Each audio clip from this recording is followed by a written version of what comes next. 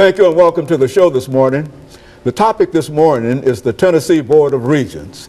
And we're fortunate to have with us to talk about the Tennessee Board of Regents, Chancellor John Morgan. And Chancellor Morgan, let me welcome you to the show this morning. Thank you very much. I'm happy to be here. And to tell you how delighted we are to have an opportunity to talk to you and to talk about the Tennessee Board of Regents. I know a lot of folks don't understand the makeup of the Tennessee Board of Regents and exactly what it means in higher education, the Tennessee Board of Regents. But let's have you to do that. But during this first segment, let's talk about John Morgan, and to have you to give us some information about your background, your education, and some of the things that were important in terms of bringing you to us this morning. And then we'll have that first break, and then we'll talk about the Tennessee Board of Regents. All right, great. And again, thank you for having me here. I'm very happy to be here. I'm a career state government employee. When I went to college at Austin Peay State University, after I graduated there with a degree in political science and history, spent a couple of years at Louisiana State University doing graduate work, but then came back to Tennessee in 1976, really looking to go to work. And I was very fortunate to get hired working for the Legislative Fiscal Review Committee. It's still there, still doing what they did back in 1976 in large part. But really spent most of my career after that in state government. Interestingly, in roles that had more to do with financial analysis and financial management than political science, which was my academic major. So I worked in the Fiscal Review Committee for the legislature, then worked for the state treasurer, worked for the Department of Finance Administration, and then finally in the mid-'80s ended up in the state comptroller's office. In Tennessee, the comptroller has a lot of duties, but the primary duty of the comptroller is the state auditor, audit state and local governments, and spent several years in the comptroller's office, left for a very short period of time and went to work for Third National Bank for about a year and a half, but then came back and was fortunate to be offered the job as executive assistant to the comptroller, working directly under a fellow named Bill Snodgrass. You've probably heard of Bill Snodgrass.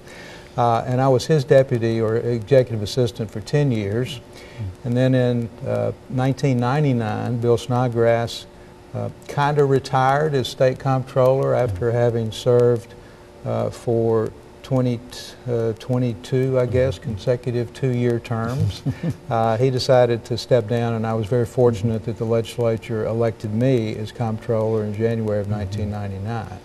And I was able to serve in that role for five terms.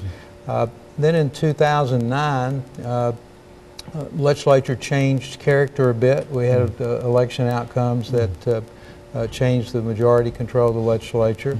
And not surprisingly, they selected someone else to be comptroller. But I was very fortunate that Phil Bredesen at that point was looking for a deputy to the governor. So I literally was able to walk across the hall in the Capitol from the comptroller's office to the governor's office and spent almost 2 years working directly with Phil Bredesen.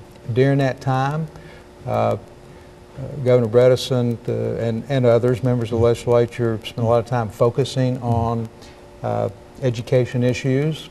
And in October of 2010, I was truly blessed to be able to have the opportunity to become the Chancellor of the Tennessee Board of Regents. And so you bring to us this morning a lot of information about the financial situation of higher education. I have been involved in state finance for most of my career, and now I'm heavily involved in higher education finance. That's exactly what we want to deal with this morning, Chancellor, because we believe that there are so many problems that are facing institutions of higher education, and we want to find out exactly how Tennessee is doing in reference to that, because I think being a person involved in finance, and you have some idea about what it takes to move an educational institution forward. Some of the challenges we've had in the past and some of the opportunities perhaps that we'll have in the future. Absolutely. Very good, and I think we've got about 50 seconds here before the segment ends, but basically that's what we want to talk about this morning, to give you an opportunity. Why don't you say a few statements in reference to what the the Tennessee Board of Regents. The Tennessee Board of Regents is the 6th largest system of higher education, public higher education in the country. We include 6 universities, 13 community colleges and 27 technology centers.